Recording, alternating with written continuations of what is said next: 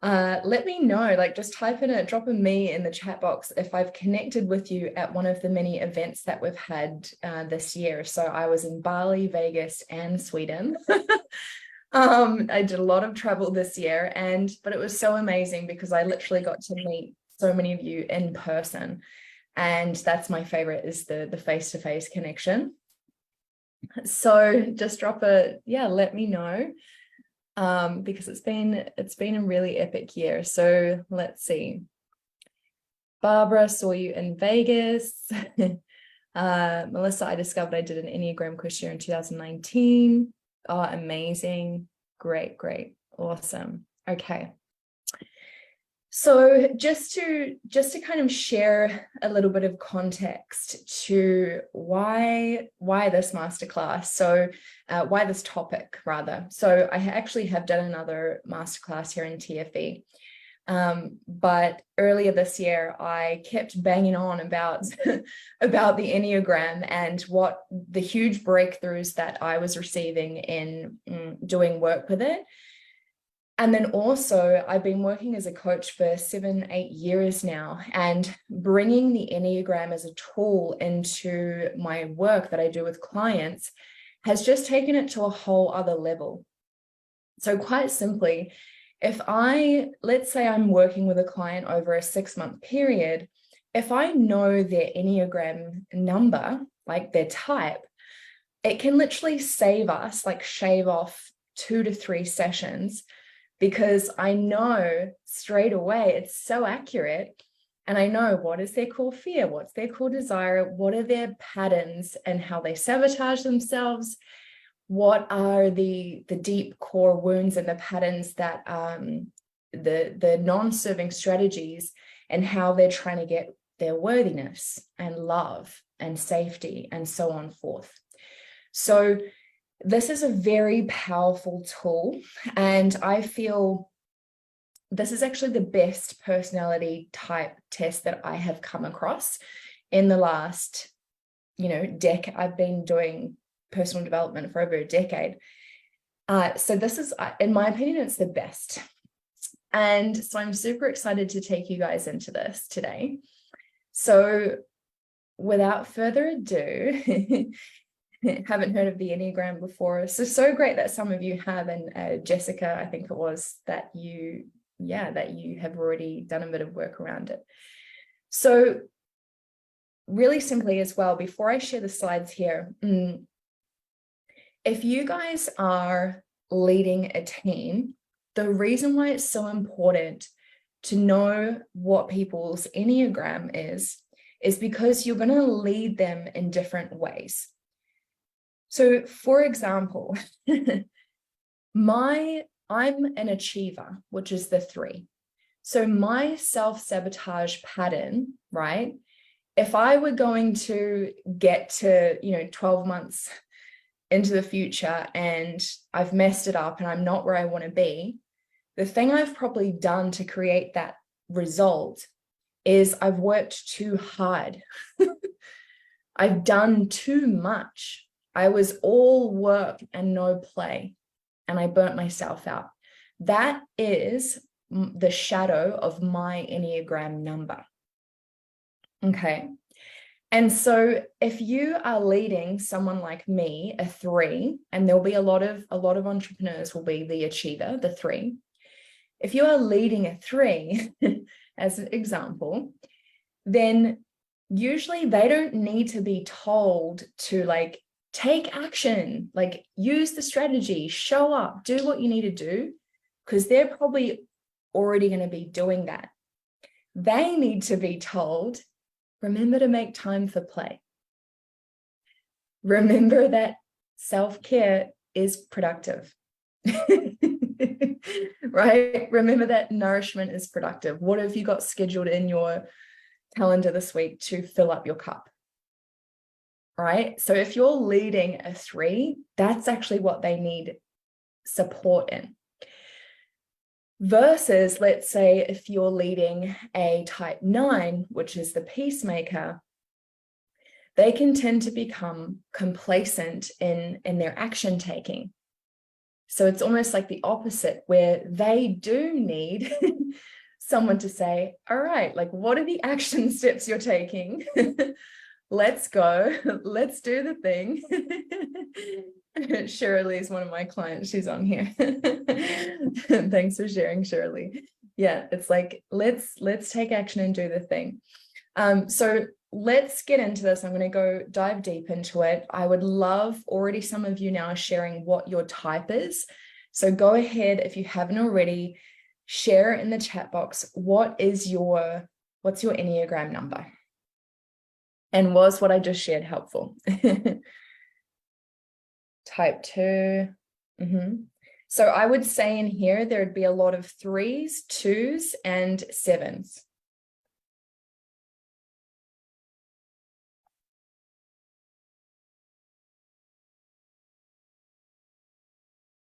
Very common for entrepreneurs, and we'll see soon why. And I'm seeing this already here, a lot of 7s. Yeah, a lot of 2s. What I said was helpful. Great, good. Okay, amazing, you guys. So I'm going to share my screen now.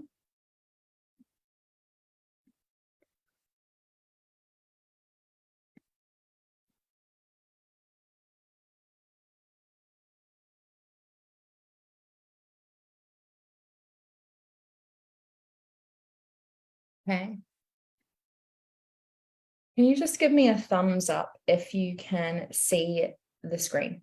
Awesome. Thank you. Okay, so let's really dive into this. So the wisdom of the Enneagram, we have 9 different types.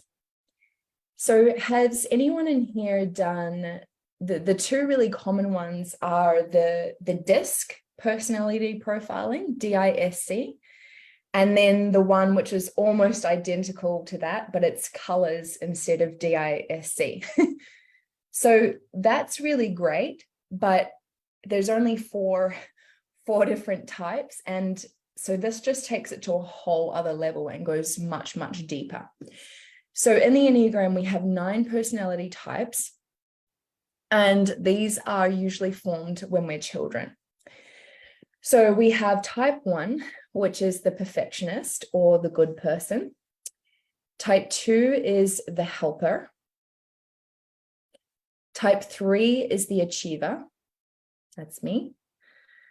And I'm sure a lot of you guys in here. Type 4 is the individualist. Type 5, the investigator. I like to acquire a lot of knowledge.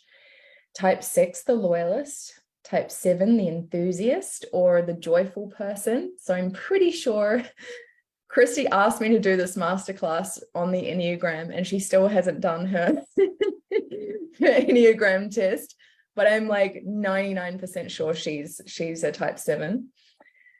Type 8 is the challenger or the powerful person. And then type 9 is the peacemaker. And so it's interesting. I've actually got quite a few peacemaker clients at the moment. So which is interesting because they must be drawn to my achiever codes. Okay. So let's start off with type 1. I'm just going to move you guys somewhere. There we go. All right, so this is where get your pen, your notepad out. Let's get into this so that you can learn more about yourself, and also so you can learn how to better lead your team. So type 1, the perfectionist. This is the good person. So as a type 1, do we have any type 1s in here? So your gifts will be, you're an advocate for change. You're well organized. You have very high standards for yourself and for the world. Type 1s are self-starters, like consistency, integrity, and punctuality. So literally, I learned this year as I literally had a client. She was actually a 2-wing 1. Right? So you have your main type, and then you have a wing, which is your runner-up. So I'm a 3-wing 2, achiever and the helper. So I had a client who was a 2-wing 1. So she had this. And so punctuality, right? And have very high standards. And sometimes like my life is very full. I'm a mom, I have clients, I'm doing all the things. And so there are a couple of calls where one I had to reschedule. I was very sick when I came back from Bali. And then another one that I messaged her to say I was going to be 5 minutes late. This was a big problem for her, right? Like where most of my clients, if I'm 5 minutes late, a lot of my other clients and moms as well, they're like, all good, like, cool. But for her, this was like, it really got to be in her bonnet, so to speak. So if you have a type 1 in your team, make that extra effort to be on time, to be on time with them. And if you are a type 1, maybe just giving people a bit of grace in time, flexibility, knowing that not everyone values being super, that punctuality as much as you do. So they also have very good ethics and morals. So being of integrity is super, super important to a type 1. So at their best, they are idealistic, productive, reliable, fair, honest, self-disciplined, and helpful. Those are their strengths. And at worst, they are judgmental, controlling, argumentative, stubborn, and overly sensitive. Okay. And also what I found in a type 1 client I had earlier in the year was that they were very extremely self-critical. So they have extremely high standards for themselves. And the shadow, that's a beautiful thing, but also the shadow can be that they are very self-critical. So if you're leading a type 1, it could be like, get them to write down every single day, what's something I'm proud of myself for today? What did I do well today? Because they have a tendency to be very critical. Okay, so some famous type 1s are Nelson Mandela, Thurgood Marshall, Plato, and Confucius. As children, they may have been heavily criticized, right? With what I was just saying, punished or never good enough. They may have become the good boy or girl to avoid being punished, to feel safe and loved. So these types are really, they feel like they need to be perfect to be worthy of love, to feel good enough. And so if you're leading a type 1, it could be that they really struggle with showing up on social media because they need to spend like 10 hours creating one post. It's like that perfectionism of like, this is gonna be perfect, because they're so afraid of putting it out there and being criticized. But they are their own harshest critics, okay? So their tendency will be to be super hard on themselves, criticize themselves before someone else can, as a safety mechanism. So is that helpful to know if you're leading a type 1 or if you are a type 1? So if you are a type 1, my challenge for you is for the next at least 7 days, a month would be great. Every night, write down, what's one thing I'm really proud of myself for? Okay. Hey, there's a comment here. What I found doing the test, I would have answered the questions differently 2 years ago. Was so confused. You were a type 1, but you're now a 7. Okay, beautiful. It's all perfect. All right, let's go over to the 2.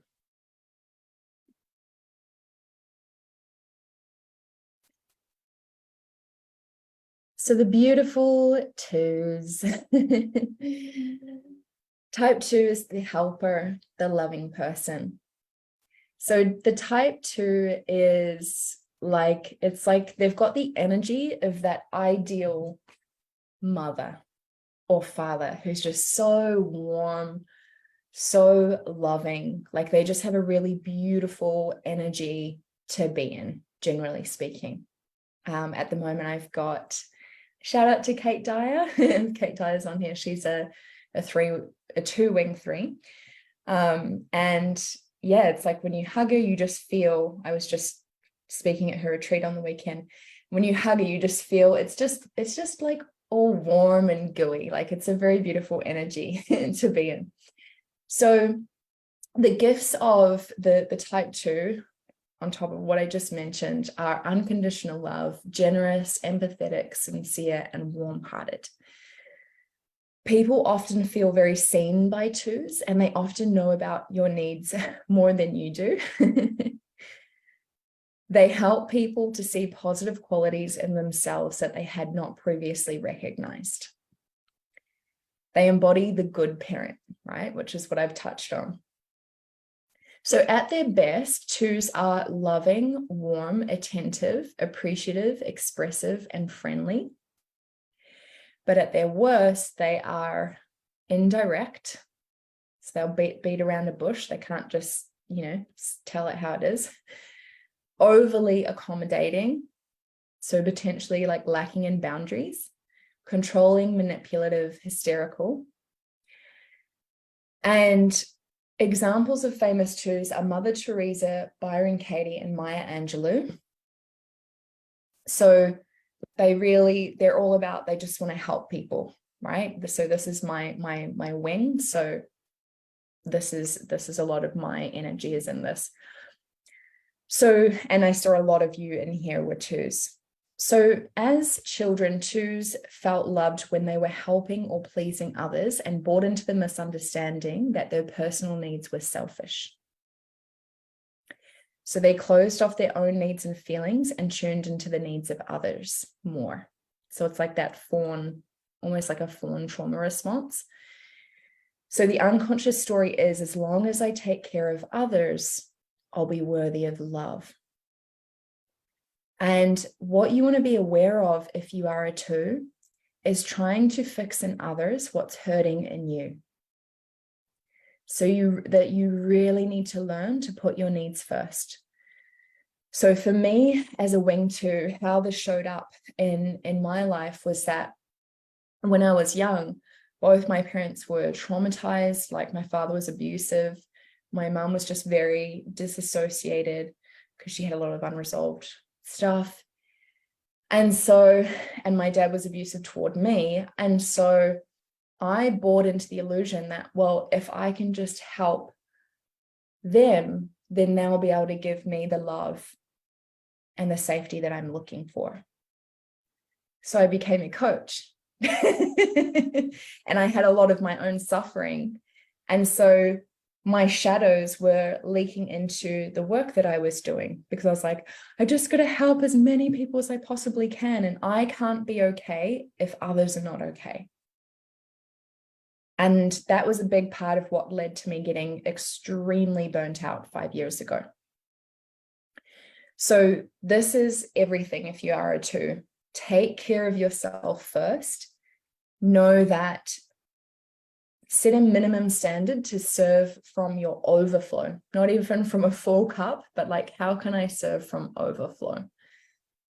And even what I noticed, something that came up for me recently was that in working with my clients, I was like, well, unconsciously, I don't want to become more successful, because then I feel guilty if my clients aren't, growing as fast as me, or they aren't there yet.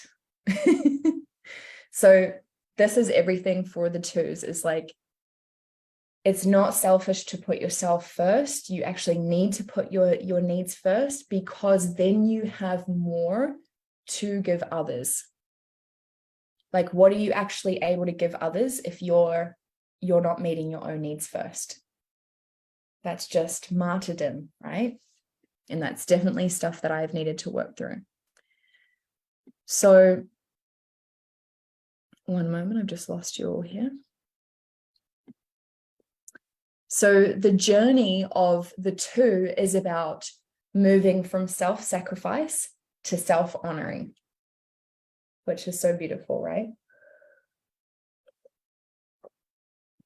So did that resonate with anyone? Robin, so good to see the strategies that we have played in life from a young child. We get to change what doesn't serve us and focus on the results, or part of our energy and personality. Totally. Yes, good. This is resonating. Yvonne, that's what I did wrong. Gave so much of me. I totally put everyone before myself and burnt out and was diagnosed with cancer. Wow. Yeah, thank you for sharing. And that's like an extreme example. And also, I'm assuming you've healed from that. So what a gift, because cancer came to show you to take this journey from self-sacrifice to self-honoring. Okay, where all of my threes at? Surely there's got to be a few threes in here, because threes love being entrepreneurs and we love personal development because it's, we get to achieve and do more and be more. So the achiever, the effective person, type 3. So the gifts of a type 3 are they can achieve great things in the world. They're self-assured, attractive, charming, successful, and ambitious. And they act as living role models for what is possible. So at best, they are energetic, efficient, optimistic, practical, responsible, empowering, and competent. At worst, we are self-centered, superficial, vindictive, overly competitive, deceptive, defensive. So famous threes are Oprah Winfrey, Deepak Chopra, and Tony Robbins. So you can kind of see a theme there of like, even with the type, the 2 and the 3, this is why coaching is a very attractive career path for me, because I get to achieve and I get to help other people to achieve. So it makes a lot of sense, right? And to show people what's possible. So as children, if you're a 3, they believed that their performance and achievements meant that they were loved and worthy. So these achievements didn't satisfy and therefore validated the fact they didn't know who they were. As a result, they hid their true selves and presented what they thought would earn them admiration from others. They can tend to be workaholics and relentless in pursuit of their goals. So if you've ever seen, like, if you follow me on socials, I talk a lot about schedule joy into, put joy in your schedule, put nourishment in your schedule. This is really me talking from my 3 to my achiever to your achiever.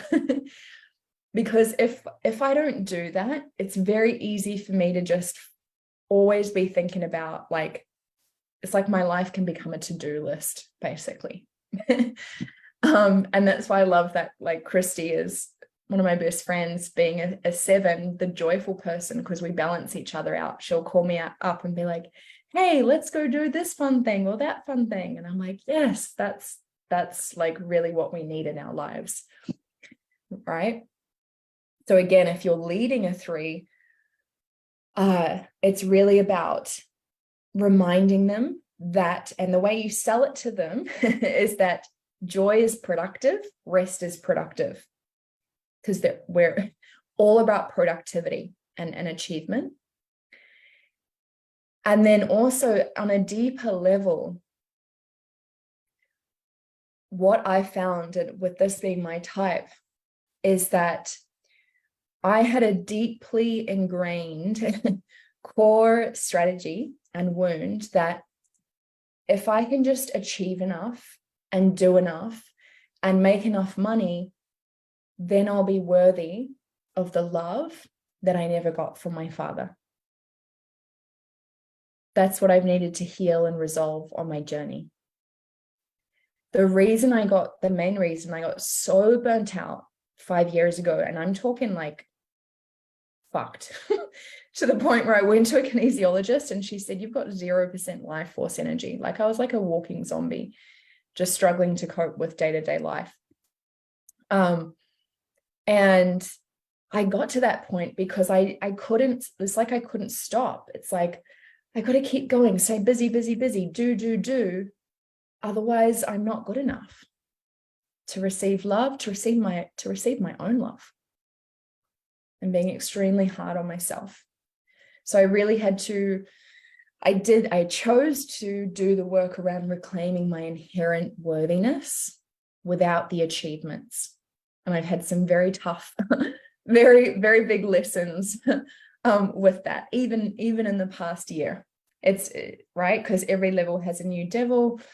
When I was invited to speak on stages alongside 7-figure entrepreneurs, and then I was like, well, I'm only a 6-figure entrepreneur. So all of that unworthiness came up. And yeah, and I've had to look at it, and it's been so powerful and liberating. So yes, so this is the 3. Show them the productivity and the importance of joy and nourishment, and really encourage them to work with someone to unravel those that need to prove their worthiness through achievement, because it's exhausting. And literally when I healed this wound within myself, I literally looked around at my life and how I'd been operating, and it was like, relief of like letting out a 30-year breath I'd been holding for 30 years and going, oh my God, I don't need to be doing half the stuff as much as I've been doing, because I no longer need to prove my worth. And suddenly all this spaciousness was created in my life, and I was free to be doing the things I actually wanted to be doing. And just free to allow myself to just fully let go and rest and just be. So I want you guys to write this down. If you've been burnt out before, it's probably because you are hustling to prove your worth in one way or another.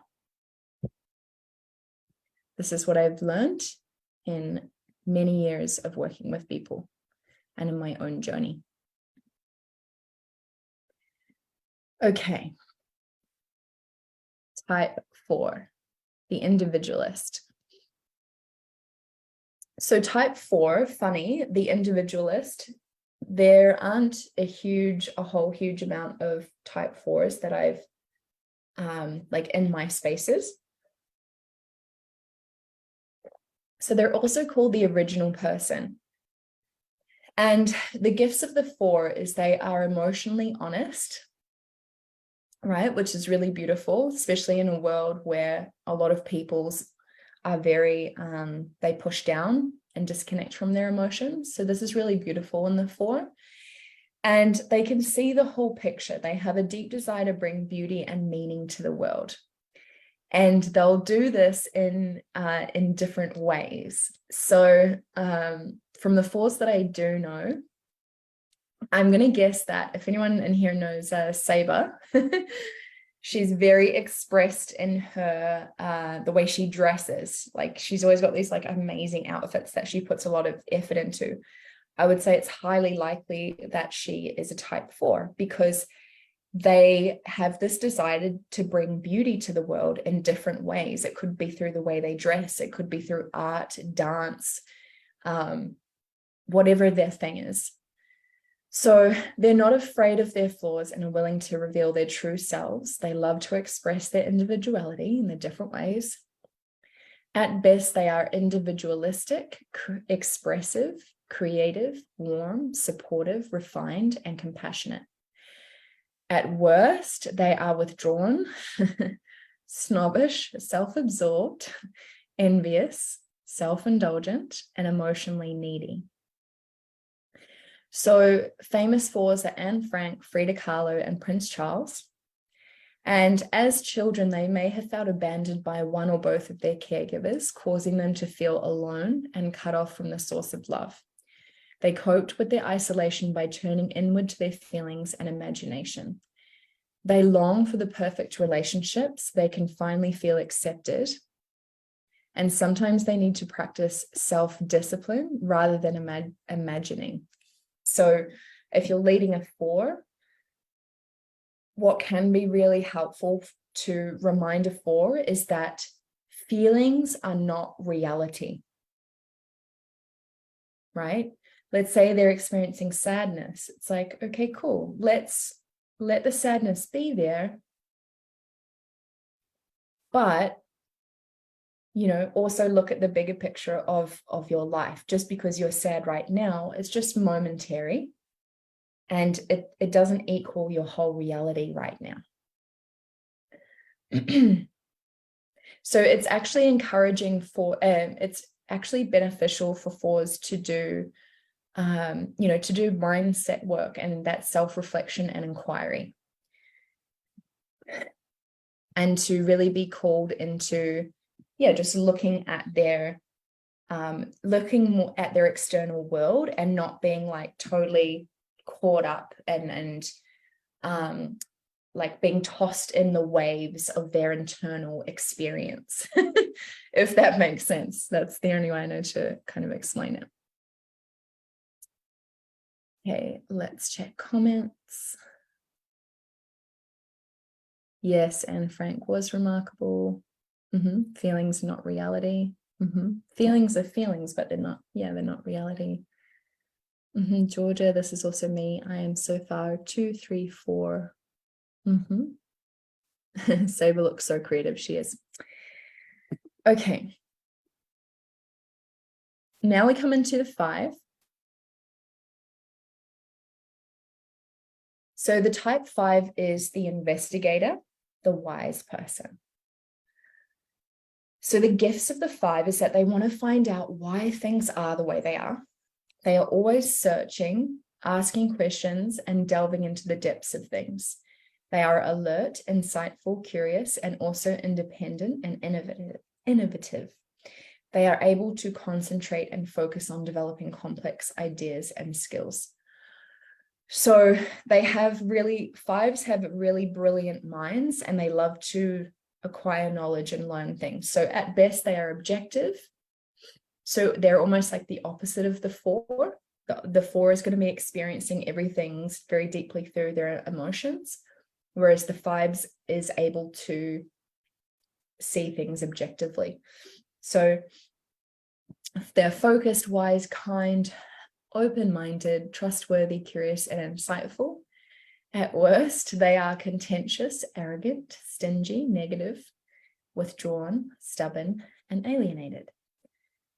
So some famous 5s are Bill Gates, Mark Zuckerberg, Einstein, Stephen King, and Jane Austen. So you can kind of see the theme there of like, they've got a brilliant mind, right? There's a lot happening up here, and they're able to process very complex information. So as children, they experienced one of 2 possibilities. They either received no meaningful interaction, emotion, or affection from caretakers, or they had over-controlling caretakers and felt exposed and defenseless, and retreated into the mental realm. So their mind is like a double-edged sword, where it's like they have a brilliant mind, but they can also get like trapped in the mind. So they have a tendency to become high-strung and intense, preoccupied in their thoughts. And so if you're leading a 5, what's really important for them is to encourage them to do embodiment work. And if you're a 5, make sure you're doing embodiment work, somatic work, because you can get so stuck up here otherwise. So remind them to take really good care of their bodies, good eating, sleeping, and working out habits. That's really important for the 5, because they can kind of forget about, you know, their bodies and just be all about mind. Okay. So I haven't had any 6 clients so far. I wouldn't say that it's super common to be a type 6 as an entrepreneur. So type 6, the loyalist or the loyal person. So the gifts of a 6 are, they are hardworking, reliable, great troubleshooters. They can see solutions and they're deeply loyal. They offer help to others and advocate for personal beliefs and values. So sixes like structure, to plan, and to know what's ahead. So at best, they are compassionate, witty, practical, responsible, supportive, and honest. And at worst, they are anxious, controlling, paranoid, defensive, and suspicious. So famous sixes include Mark Twain, Adolf Hitler, and Marilyn Monroe. And as children, they felt connected to their caregiver, but it wasn't always positive. They learned to depend on their caregiver rather than trust their own voice. And they can become paralyzed by doubt, anxiety, and overthinking. So they need to learn to become more trusting and to have more courage and relax and take responsibility for their decisions.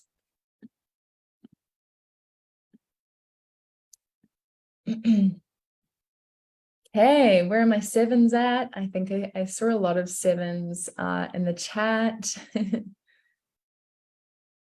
Yes, Vivi, I guess that makes sense with the wings. You're a wing 3 and a wing 5. Yep, being a 4 was spot on, but didn't understand why I resonated with you earlier. Finding out you're a 3 makes perfect sense. Okay, Nellie's a 6. Amazing. Me. Good. Yay. So 7. The enthusiast or the joyful person. So when I was doing the Enneagram test, part of me thought that I was the 7, and this is like my runner-up. So I'm a 3 wing 2, and then my 7 was the second, like, highest scoring. So the sevens are like the life of the party. That's why in the questionnaire I was like, oh, well, that's me. I'm a total vibe at parties if it's with my people. But so the gifts of the 7 are they're extroverted, optimistic, playful, enthusiastic, curious, and adventurous. They are bold and pursue what they want in life with a cheerful determination, and they often seek new and exciting experiences. So can you guys see why there's a lot of 7s in this community? Because that really, the whole TFE vibe really fits a lot of what they're looking for. And you can see as well why 7 is the 7s are really attracted to entrepreneurship. So at best, 7s are enthusiastic, energetic, spontaneous, imaginative, charming, and lighthearted. At worst, they are self-centered, same shadow as the 3, impulsive, rebellious, restless, opinionated, defensive, and unreliable. And so what I want to add here is something I found in working with 7 clients is their pattern will be that they feel like they always want to stay distracted and they always want to be in the fun vibes. And so the shadow to that is that they avoid feeling uncomfortable emotions. And so what the 7s can tend to do is, they can really avoid anything that's kind of like uncomfortable. And also what I've found as well is that they'll try to get worthiness through being the bubbly person and being the life of the party and making people laugh. So that's something to be really aware of with the 7s. So famous 7s include Mozart, Joseph Campbell, and Jeff Bezos. As children, they may have been deprived of nurturing or it was too soon removed. They looked for outside nurturing to provide what they weren't getting from their caregiver. So they probably that's how they developed the strategy of looking for distractions, like shiny objects to distract, painful experiences. So repressed fear or pain with distractions and learn to provide their own nurturing can become overextended, scattered, and lack discipline. And they can become exhausted from being on the go all the time. So if you're a 7 or you're leading 7s, I would write this down. although it's actually important for threes as well, because we can spread ourselves too thin, but 20% of your actions create 80% of your results. So I was literally doing a clarity session for a lady who I'm sure was a 7, and she was talking about, well, I want to do this project and an Enagic and this thing and all the things. And I use the example of, look, imagine you're on the tarmac and there's 3 airplanes on the tarmac, right?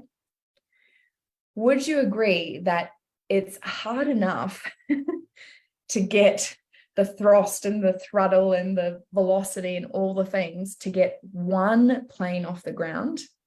It's hard enough, right? Just to get one plane off the ground and flying. Versus if people have got 3 planes on the ground and they're trying to, you know, work on this one and then a bit on that one and trying to get them all off at the same time, it's very unlikely that any of those planes are going to leave the ground. So for 7s, I invite you to have a journal, write out all your amazing ideas, but then really ask yourself, what is my one goal that I'm focused on in the next 90 days? Like, what is the one thing that I'm focused on achieving right now? And go all in on that. And just know that those other 1 or 2 airplanes, they're still going to be there on the tarmac. But first focus on getting one plane off the tarmac. When it's flying, maybe you've got a co-pilot or it's on autopilot, then you can go back and start, getting the others off the ground as well. So a lot of serial entrepreneurs will be 7s, but, and a lot of manifesting generators will be 7s. But even if you look at someone, say, like Christy, and you might say, well, she's doing all these different things and there's all these entrepreneurs doing all these different things. Yes, they're doing all these different things now. But if you ask them about their journey, like Christy, she stopped doing everything, coaching, like everything. And she went all in on Enagic for like a very good period of time. I would say even like 2 or 3 years. It was just Enagic. And once she got that plane off the ground, then she was able to start focusing on other things. So this is very, very, very important for 7s. Otherwise, they become scattered. They're doing a million different things, but not really getting anywhere. And they can burn themselves out by being on the go all the time to stay distracted so they don't have to feel their uncomfortable feelings. So the journey for the 7 is really learning how to be happy in stillness. So they're really coming out of their shadow and into the light when they're okay in the stillness. That's really the freedom for a 7, when they no longer need to distract themselves. Shirley, lol, Carmen, that's you. Yeah. Yeah, love, yeah. But 7s, you're so beautiful, like such a joyful, happy, enthusiastic energy, life of the party. So good. And 7s, and what I found is 7s and 3s make really great friends because it's a balance. Okay, so Georgia said, what can you tell to 5? So just go back on the replay, my love. That's 2 slides ago. That's been my journey for sure. Okay, good to hear that this is resonating. Yep, we love the doing. Okay. So let's skip to 8. So the 8, this is my husband, Steve, if anyone knows Steve. The challenger, the powerful person, can be very, very stubborn. So something I laugh about with my husband is like, I'll introduce a new idea to him, right? I'll be like, oh, let's like try this new thing. And he's like, no, like resistance. And then, next minute we do the thing and he's like, oh my God, best thing ever. And I'm like, why do you always have to have resistance then? Because I'm always right in the end. Like, it's very funny and also sometimes frustrating. So he's also a Taurus. So the challenger. So the gifts of the challenger are their power lies in their ability to inspire and uplift people. So they are self-confident, strong, protective, assertive, resourceful, straight talking, and decisive. So it's like in the disc, it's like very high D energy. So they have enormous willpower and vitality, and they're good at leading groups of people. So they're really like natural leaders, able to take charge of the situation.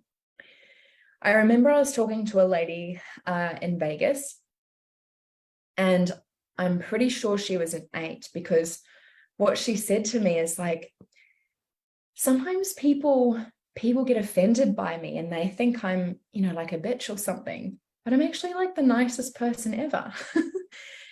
And it's because the 8s are so direct. And so if you are an 8, just remember that not everyone values directness as much as you. So if you're an 8, or if you're leading an 8, it's important to know how to give a feedback sandwich. Okay. So a feedback sandwich, if you guys don't know, is you start with what you did really well was XYZ. What you could have improved on was XYZ.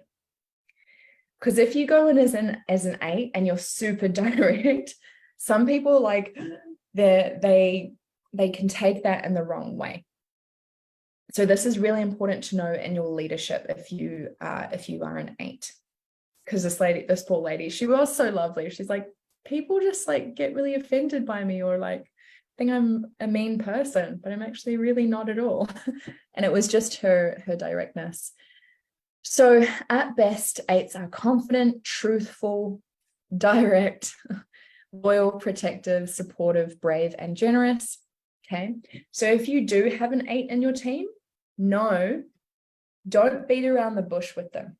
Like if you're communicating with them and you want to get the point across, just get to the point and tell them with love, but don't try to don't fluff, because they actually really value truth and directness. Okay.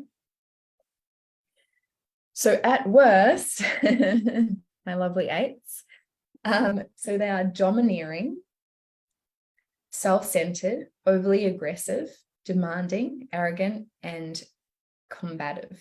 So, for example, with my husband, his journey was like drugs and alcohol. So a lot of 7s and 8 that I've met, they've had stuff with like drugs and alcohol, and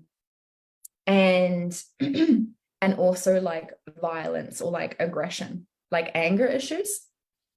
So just something to be aware of. And as they heal, they start to realize that their driver is power. So their core desire is to be in control of their lives. Okay, so I'll go back into that in a moment because we're going to come to that. So famous 8s are Napoleon, Martin Luther King, Winston Churchill. And as children, 8s felt that they grew up too fast, missed out on being kids, and felt like they needed to be strong for themselves and their family's survival. They felt rejected and created protection around their heart and became overly aggressive. They dominate environments to feel safe. So their work is to recognize that they will do more to secure loyalty by showing up from their heart, than they could by power, position, wealth, or force. So both myself and my husband, a 3 and an 8, we've been extremely driven, but it's for different outcomes. My driver was to achieve worthiness. His driver was power. So it's a little bit different, but both of these types are very, very driven.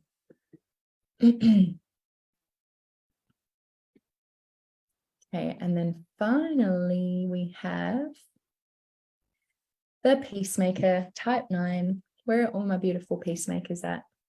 And did we have any 8s in here? This is so my husband, an 8. My hubby is an 8 too.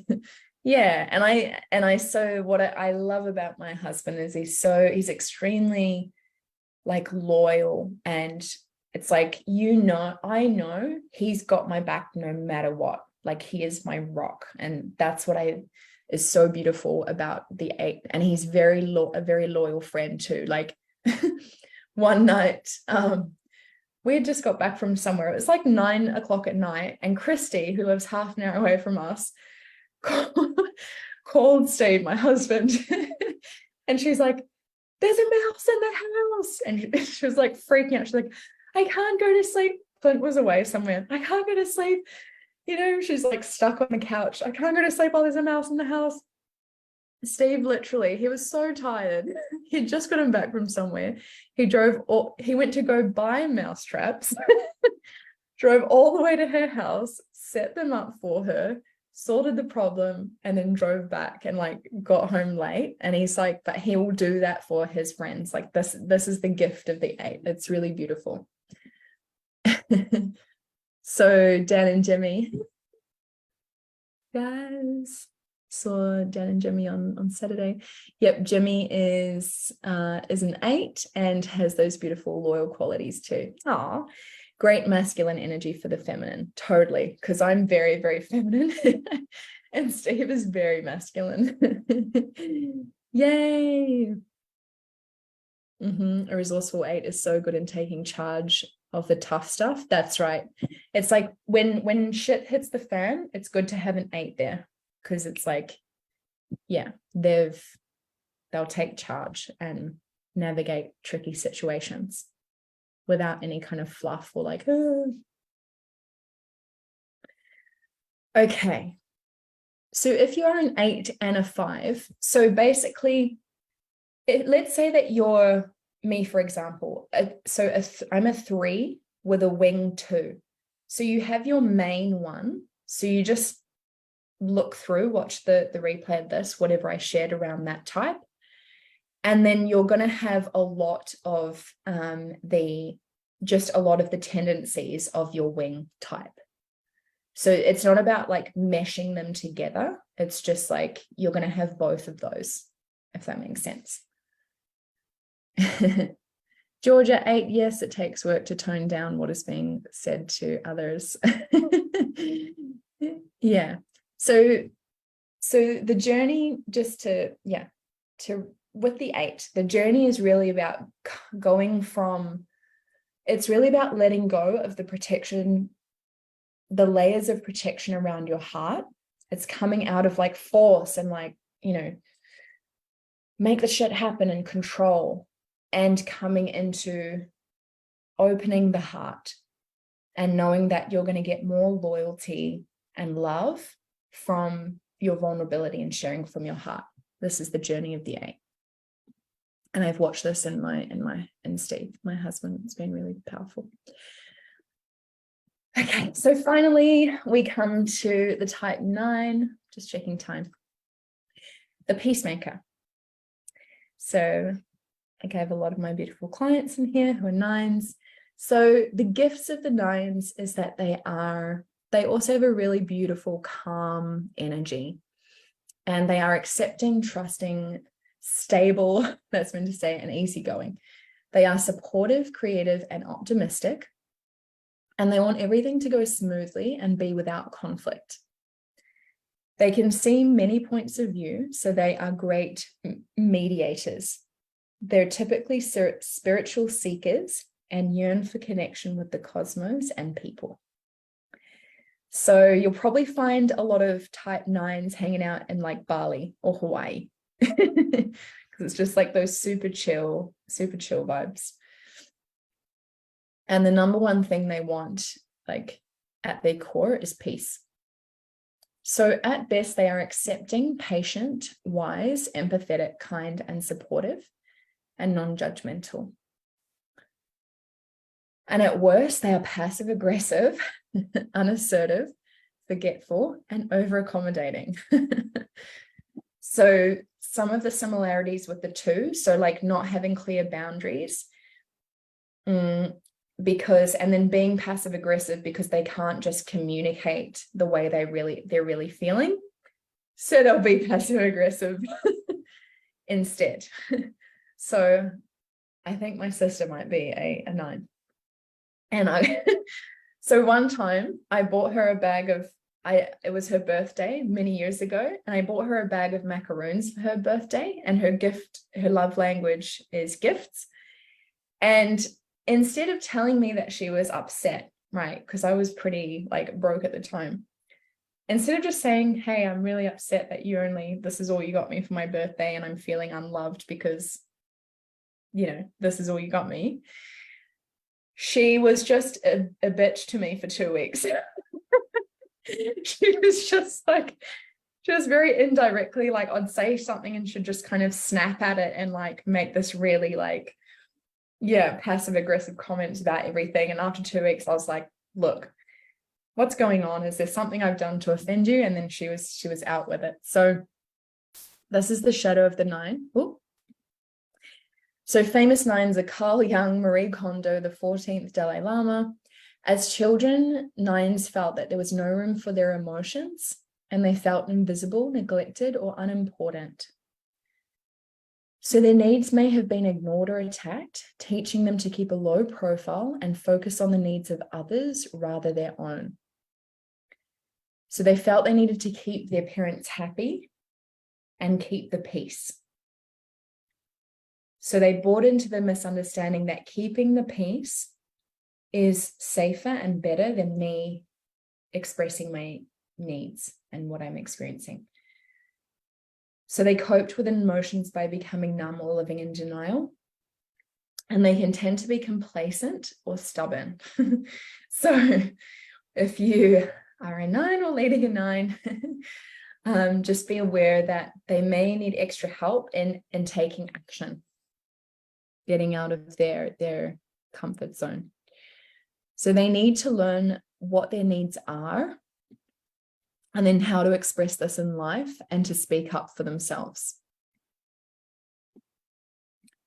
So I still do have a 9 client who, she's in her 40s, and literally she grew up and her mother had a very dominant personality. And so this is how, she coped. She kind of dulled down her own needs and was just like, and she's a wing 1. So she's like, I just need to be the good girl, be the good girl, and then I'll be able to get mum and dad's love and, keep everything okay. And then into her 40s, she was just so disconnected from who she truly was, what she truly wanted, what her needs were. And that was literally the journey of like, who am I? What do I truly want? How do I express feel my feelings? And then express my needs to others. Okay, so now we come into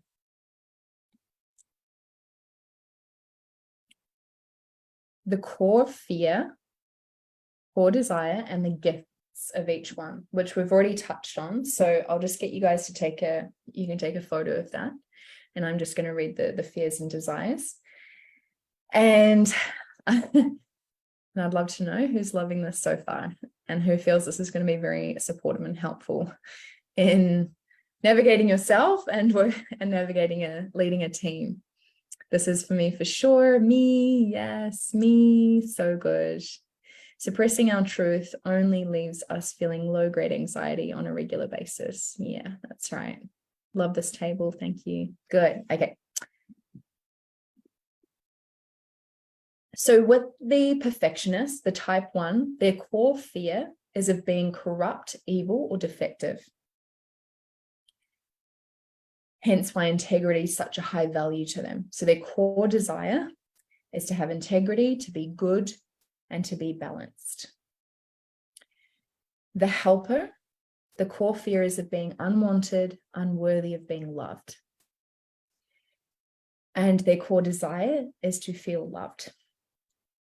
So in their shadow, that's why they're going to help, put everyone else before themselves, because they're terrified that if they don't do that, they're not going to receive love.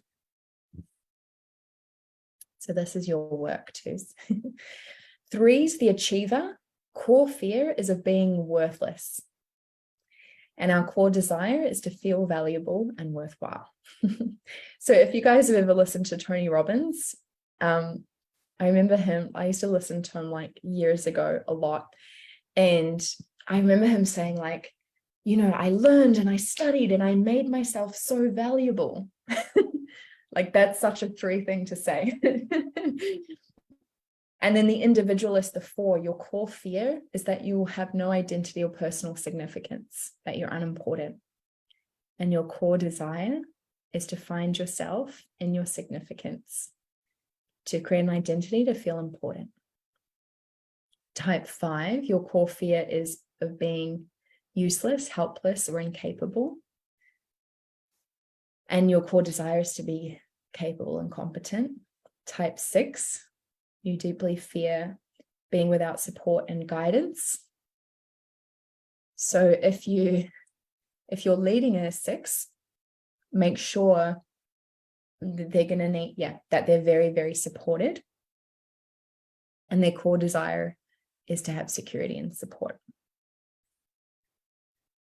Okay, and then type 7, your core fear is of being deprived and in pain. So you'll do anything to keep yourself distracted from pain. And the core desire is to be satisfied and content, to have your needs filled. The challenger, your core fear is of being harmed or controlled by others. So again, a type 8, they're always like, before my husband became an entrepreneur 8 years ago, he was in a position of like high level management. So he's like, they're always going to be in positions of authority because they do not like being told what to do. And the core desire is to be in control of their own life and destiny. And finally, the peacemaker, the core fear is of loss and separation and disharmony. And the core desire is to have inner stability, to feel peace within self. Okay, so the biggest for the type 9, I would write this down. If you're a type 9 or 4-9, I forgive myself for buying into the illusion that I need to sacrifice my needs to keep the peace. I'm going to type this in the chat. The truth is, when I meet my needs, that's when I'll experience peace. So I'll type that in the chat here. Oh, thank you, Yvonne. I forgive myself for buying into the illusion that I need to sacrifice myself to keep the peace. The truth is, when I meet my needs, that is when I will experience peace. Thank you. So Yvonne's typed that in there. Thank you, Yvonne. All righty. Yes, that is very powerful for the 9. If you are an 8, it would be, I forgive myself for buying into the illusion that I need to be in control to keep myself safe. The truth is, trying to be in control all the time is just exhausting. Right? Yes, very accurate. So let's go through these now, and I invite you to receive this for each of the types. And Yvonne's typing these in too. I might actually, what I'll do as well is I'll get my assistant to make up a PDF with each of these types. Okay, so if you're a 7, now I invite you to close your eyes, just place your hands on your body and just say, I forgive myself for buying into the illusion that I need to stay busy all the time. to be safe. The truth is, avoiding my pain is only blocking me from the deeper peace I get to experience.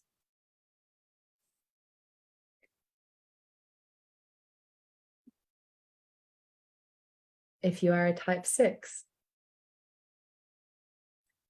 I forgive myself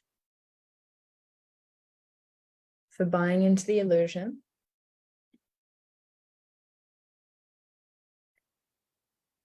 that I need to know how everything is unfolding before me all the time.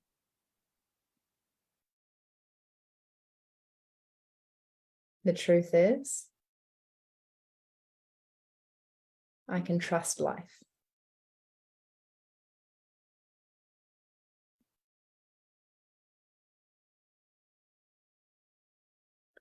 Type 5. 5's yet to receive. So I forgive myself for buying into the illusion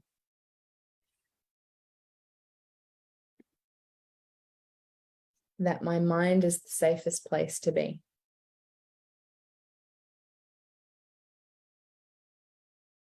The truth is, it's safe to be in my body too.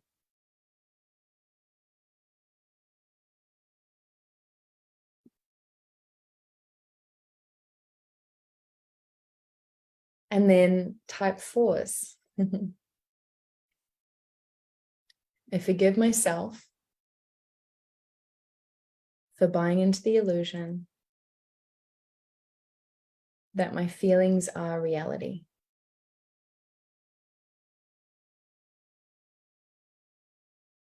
The truth is, my feelings are just a momentary experience.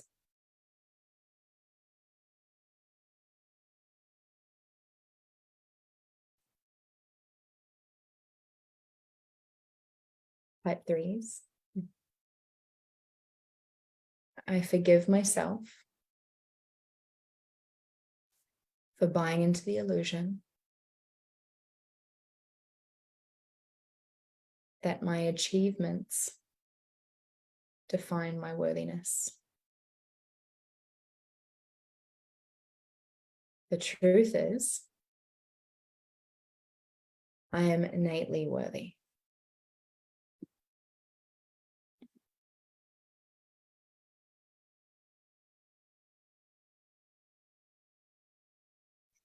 Type 2's. I forgive myself for buying into the illusion that honoring my own needs is selfish.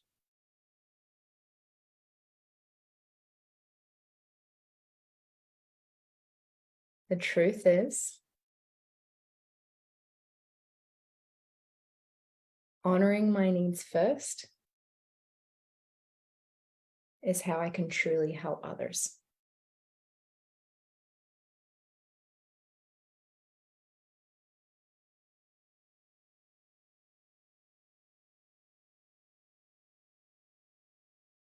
And type 1.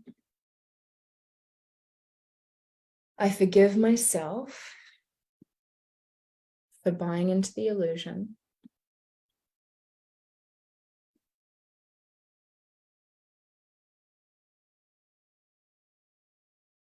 that I need to be perfect to receive love.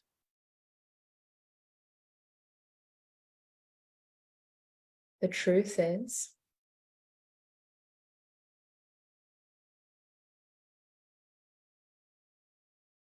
I am more than good enough to receive love.